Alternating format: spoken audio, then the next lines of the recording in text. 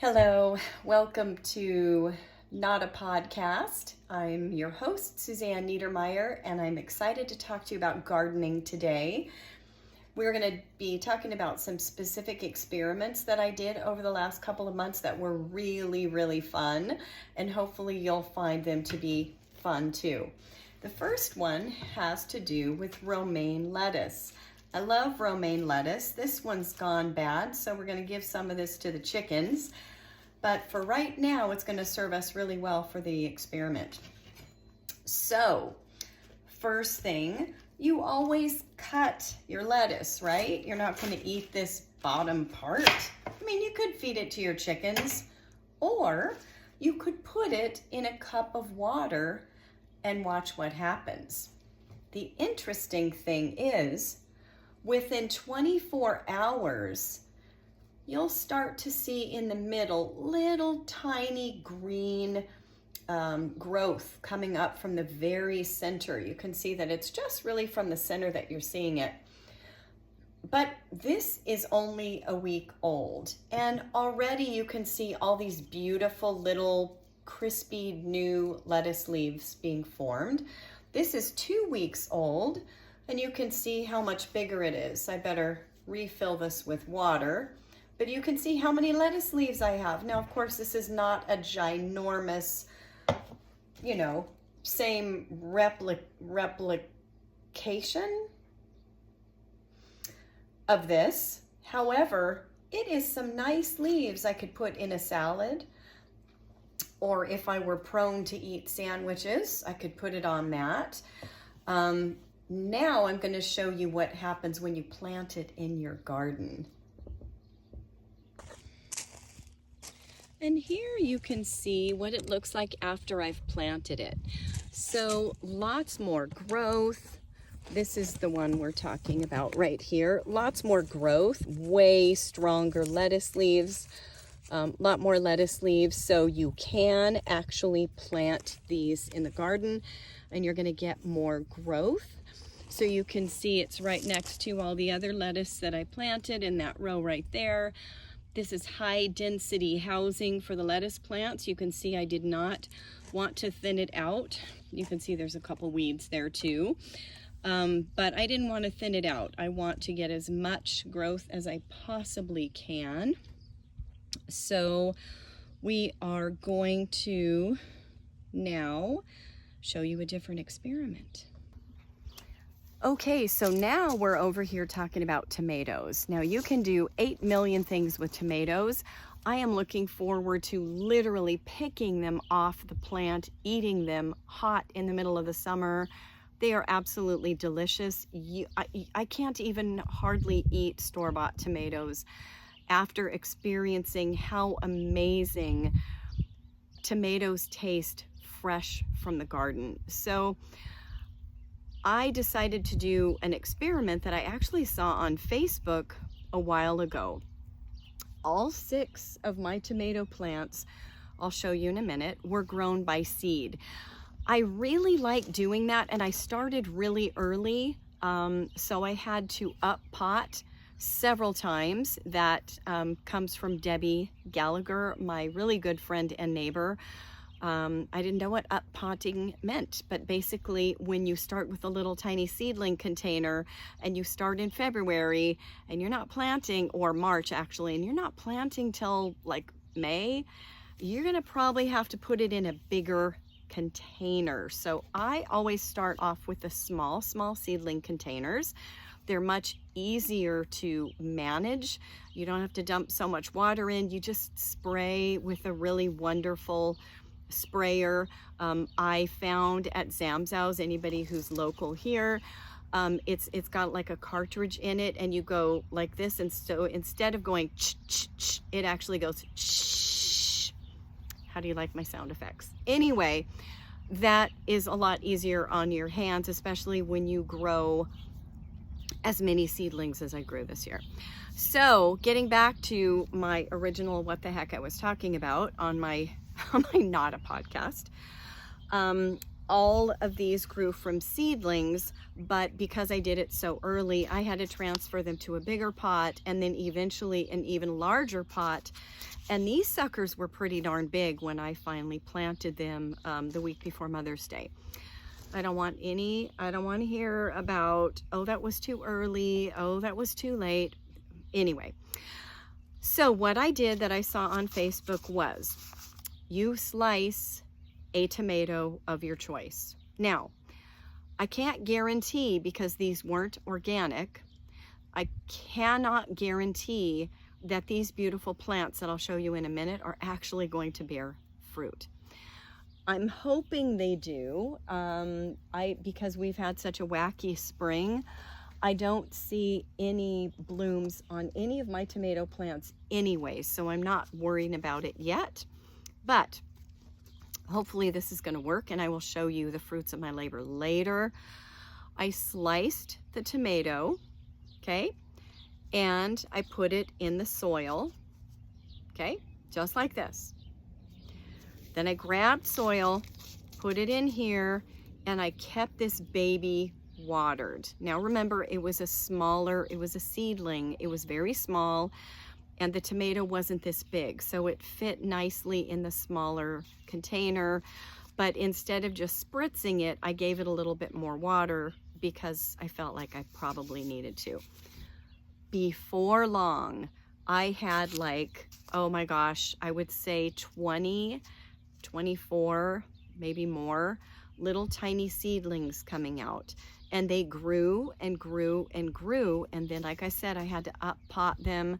And pretty soon I had this beautiful tomato plant this high that had, you know, it was several plants. So I tried to separate the roots as well as I could without damaging them. The ones that were married together, I didn't worry about. I just kind of kept them intermeshed. And you will see here in a moment as I'm realizing, holy cow, I've got some really good weeds going. We had a rain, and yeah, they don't waste any time coming up. So apologize for the weeds. It's a daily experience, as you guys know.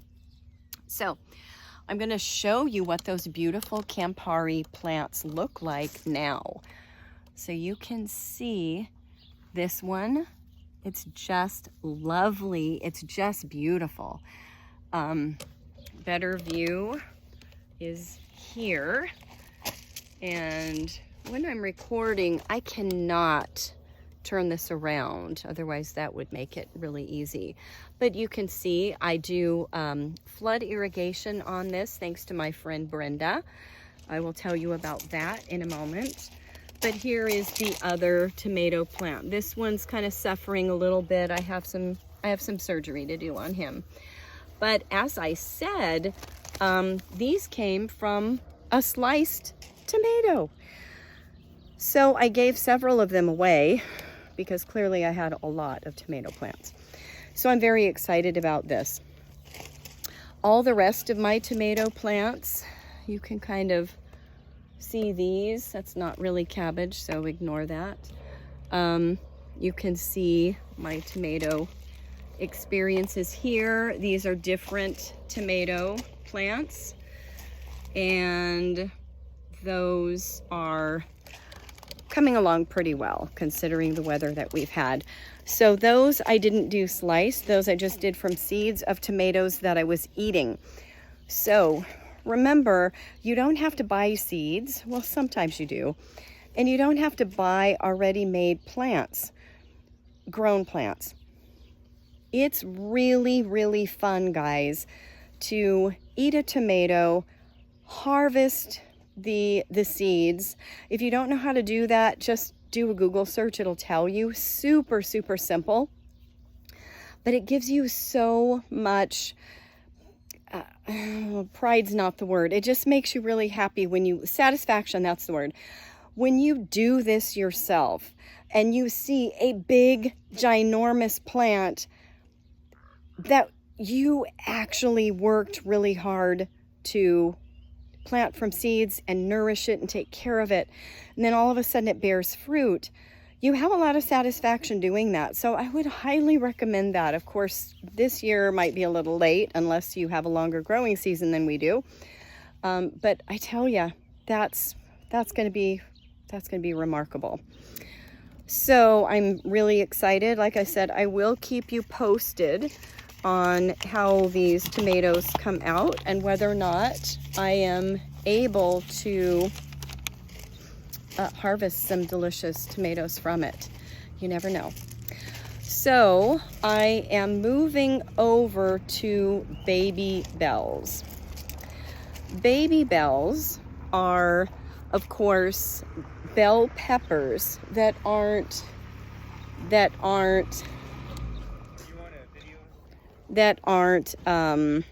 full-size peppers. They're very small, they're sweet, they're actually really, really delicious. So I took Baby Bells that I was eating and I took the seeds out, which you do anyway, and I actually harvested them, planted them, and they grew into plants. So, of course, bell pepper plants love the heat, and we have not had enough heat yet this year. So I will show you. These are the little bell peppers that came from seeds, Baby Bells. And again, they weren't organic, so I'm hoping that they end up, bearing fruit. And I will show you. But again, just experiment, plant seeds from the fruit that you're eating. Another thing I'm going to tell you about is mullein. So mullein is very close to lamb's ear. It is, the jury is out on whether or not this is lamb's ear or mullein, but my plant app says it's mullein. And I have used it medicinally. That's going to be a whole nother, not a podcast. We're going to talk about herbs for medicine. I'm very, very, very into that, very interested in that. But this is a weed. But I'm not going to take it out of my garden, number one, because it is going to produce a beautiful, gigantic set of flowers on the top of it. This is medicinal. You actually use the small ones as Band-Aids and it will heal your wounds like nobody's business. You can use the leaves as an antibacterial, anti-inflammatory, antiviral, it's a mucilage, so it's really great for respiratory and like mucus types of things. But I've used this medicinally a bunch. I have created a tincture from the roots. I'm doing an oil. I'm doing a tincture from the leaves. And of course, when the flowers grow, I'm going to see what I can do with those. So anyway, that's, like I said, that's going to be a whole nother, not a podcast. So they are weeds. You want to be very careful. Once you allow one in your garden, they invite all their friends, and then you have 19 of them in your garden. And so you want to kind of keep them from doing that. So give some to your friends. I have done that now that they see that there's a really good medicinal purpose for them. But keep an eye out, because they will take over in a heartbeat. So now we are going to be talking about herbs another time, but I planted 10 from seed. I love Herbal Academy. I think it's a marvelous, amazing company, and I'm getting certification in that, so there will be a lot more information coming. But 10 different medicinal herbs I have growing now. And the ones that didn't grow, I went to a beautiful nursery here and got the other 2 that I needed. Oh my goodness, they're doing beautifully. I will show you my entire garden here in just a second. But I want to talk about the idea of having raised beds. We have a couple of things going on here. First, my awesome husband did this beautiful arch for me, and I am going to be having these little cucumber plants are eventually going to be giant, and I will thread them up here, and the cucumbers will kind of hang out here. I did cantaloupe last year and they hung from the tops, and it worked great. They didn't fall to their death. They did really, really well. They did everything they were supposed to. I'm probably only going to allow the cucumbers to do that. It's a lot of work to try and get irrigation when you're doing flood irrigation and like that, so I'm not going to be doing that on this other side. Flood irrigation, and I don't do a super great job at this, and if Brenda ever watches this, she's going to go, oh my gosh, you didn't do that right. This one specifically is not deep enough. Flood irrigation basically means you plant on, you know, kind of an up mound, a line of up, you know, it's raised, and then you have this, you know, this divot area in the middle, and then you turn your irrigation on, and if it's not too hot, you can really get away with watering once a month. So this is set for every day until I kind of tweak it enough. But I love the idea of flood irrigation because you water a lot less, but it waters deep into the roots instead of just, you know, surface. It's pretty, it's a little bit more weed intensive because where you're watering down those rows, you're going to have some weeds grow up. Now, if you're a nerd like me, I literally do a search and see what medicinal purposes would that weed give me. Dandelions are amazing. You want dandelion tea, dandelion salad, so pull them and harvest them. I actually have dandelion tincture growing from dandelion roots and the flowers, so, and the leaves. So just, I mean, if you want to get into hoarding of plants and nerding out like I have, getting used to the idea of using plants as medicine, oh, I gotcha. So anyway, that is flood irrigation. Also, the last thing I'm going to tell you about are the reason you would want raised beds. I know some people complain a lot about pests. This seems to help. I can't help you out with deer. We don't have that issue here, but, and that you'll just have to Google search on what to do about that. But keeping it raised really helps. It also saves your back because you're not bending completely over to, you know, pull the weeds, because this is like a full-time job keeping the weeds going. So my husband did about this high. So I would say that's about up to my thigh. And I think for me, that's perfect. The last trick I want to show you is something that my friend Debbie showed me. We've got some of these little landscaping sticks, and these of course are zucchini. So I'm hoping to be able to give zucchini to everybody in the neighborhood.